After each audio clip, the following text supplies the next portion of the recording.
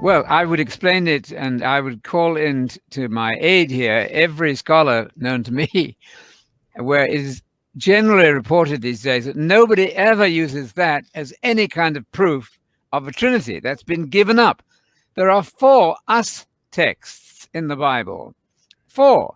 There are thousands and thousands and thousands of verses where God says, I. And so this is a reference, as even staunch Trinitarian evangelicals admit this. Nobody uses that as any kind of proof because God is there speaking to his attendant angels.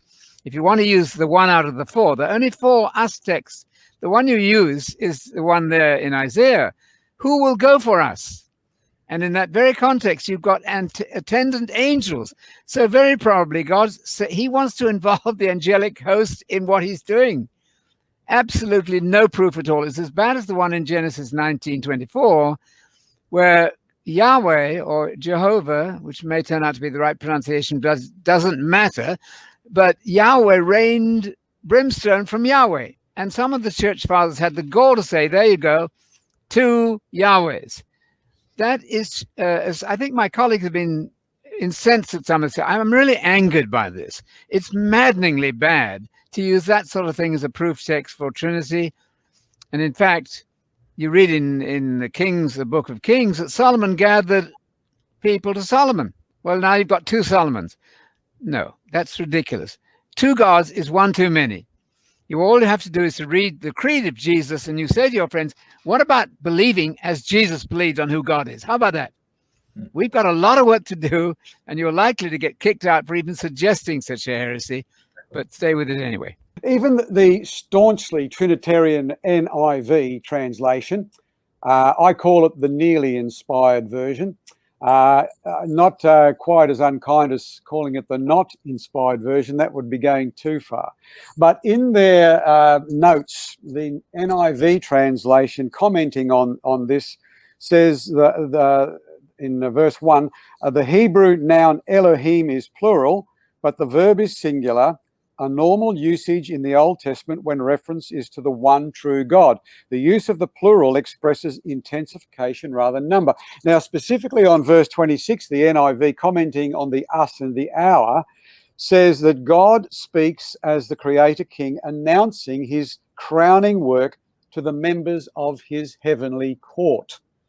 And I agree with Anthony. It's also interesting that some Jewish commentary, as well as agreeing that that may be well and truly the case, also appeal to the fact that the us that God is appealing to in creation is an invitation to the now material creation, the earth, to work with him through the laws of creation that he's now brought into being, and through the expression of God's laws will bring out of the earth, in cooperation with the fiat of God, this new creation of man. So there's two alternatives: the heavenly court, or an appeal to the laws which now God has already brought into being through the material universe. This Genesis 1:26 also uses the word Elohim and Echad and a few of these other arguments that are brought up from time to time by folks.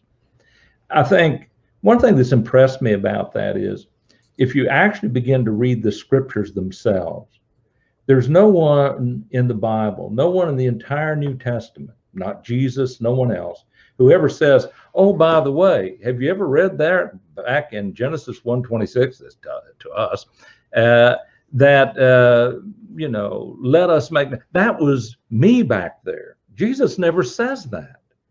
Neither do any of his apostles, neither do any of the disciples, no writer of the New Testament. Actually, neither does any writer of the Old Testament, including the writer of Genesis 1:26. No one ever says, oh, that's the Christ, that's the Messiah. No one in the entire Bible ever said that.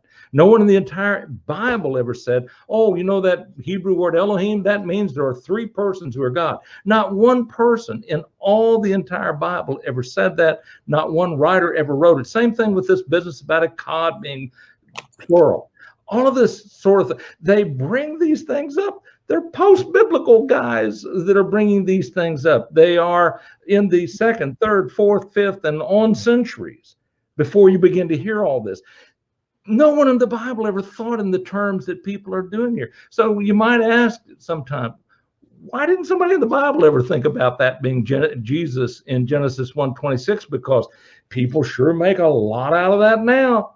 No one ever even mentioned it there. No one thought in such terms. No one ever imagined that Elohim being used with singular verbs, nouns, and so on, that meant multiple persons who are one God. No one in the Bible ever thought of such a thing.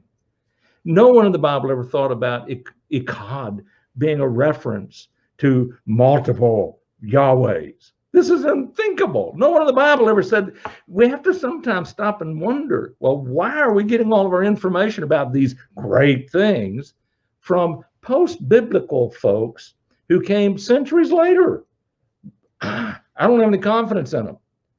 Now, let's go for it. I can understand these things rightly and truthfully and fairly and honestly without going to this Gentile way of thinking about these different issues.